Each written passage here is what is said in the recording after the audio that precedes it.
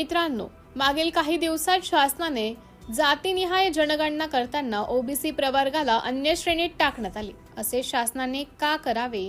कारण देशातील बहुसंख्य असलेल्या ओबीसी प्रवर्गात होत असलेला हा अन्याय आहे। स्वतःला ओबीसी म्हणणारे नेते आता स्वस्त का? त्यांनी ओबीसीच्या हक्क आरक्षणासाठी पेटून उठावं, कारणही वेळ स्तब्ध राहण्याची अजिबात नाही। या माध्यमातूनच हे सांगतो की पूर्ण देशातील तमाम ओबीसी बांधवांनी एकत्रित येऊन एकजुटीने ओबीसी प्रवर्गासाठी एकत्र येऊन लढायला पाहिजे। जय ओबीसी, जय भारत, जय शिवराय, जय महाराष्ट्र। धन्यवाद। नमस्कार मित्रांनो, मी नारायण उदापुरे, नागपूर जिल्हा ओबीसी संघटनेचा जिल्हाध्यक्ष।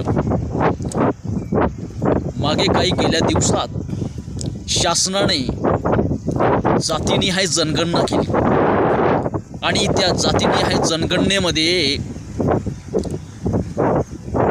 ओबीसीला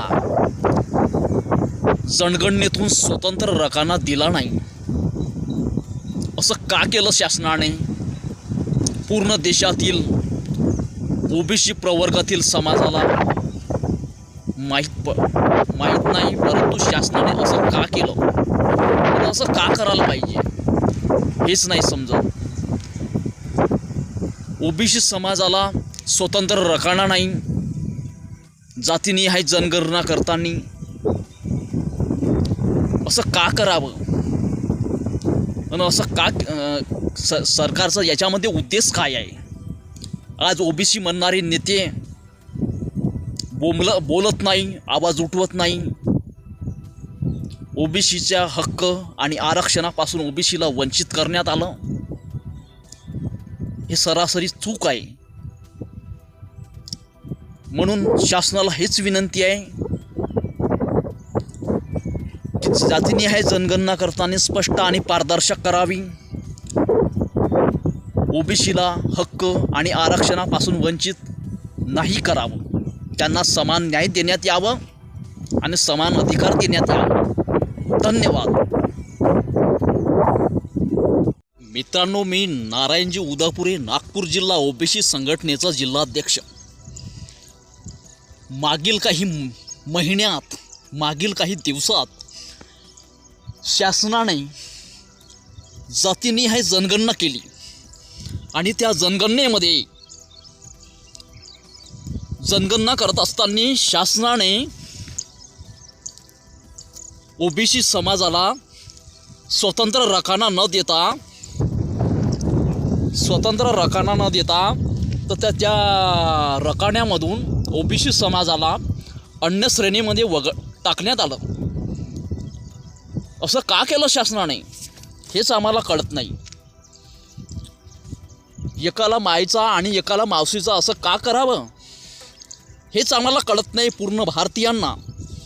आज देशामध्ये बहुसंख्य असलेला ओबीसी प्रवर्ग आणि ओबीसी प्रवर्गावर असा होत असलेला अन्याय हे पूर्ण चुकीचं आहे। असं शासनानं करूच नाही। मंडल आयोगाच्या शिफारशीनुसार ओबीसी प्रवर्गाला 27% आरक्षण मिळालं आणि त्या 27% आरक्षणामधून आज ते आरक्षण 19वर करण्यात आलं। परंतु हे असं करणं चुकीचं झालं। तमाम माझ्या ओबीसी बांधवाला विनंती आहे की एकजुटीने संघर्ष करून आज होत असलेल्या अन्यायावर प्रतिकार करा आणि आपल्या हक्क आरक्षणासाठी लढा, झटून लढा, की पुण्याहून अशी वेळ येणार नाही। आज स्वतःला ओबीसी म्हणणारे नेते कुठं गेले? त्यांनी ओबीसीच्या हक्क आरक्षणासाठी लढायला पाहिजे आणि ही वेळ आता गेलेली नाही। ही वेळ आता अजून आलेली वेळ हे ओबीसीच्या अस्तित्वाकरता, ओबीसीच्या भविष्याकरता प्रत्येक ओबीसी बांधवांनी जमून लढायला पाहिजे आणि ओबीसीच्या हक्क आरक्षणासाठी प्रत्येक नेत्यांनी, प्रत्येक भारतीयांनी, प्रत्येक ओबीसी वर्गाने लढायला पाहिजे।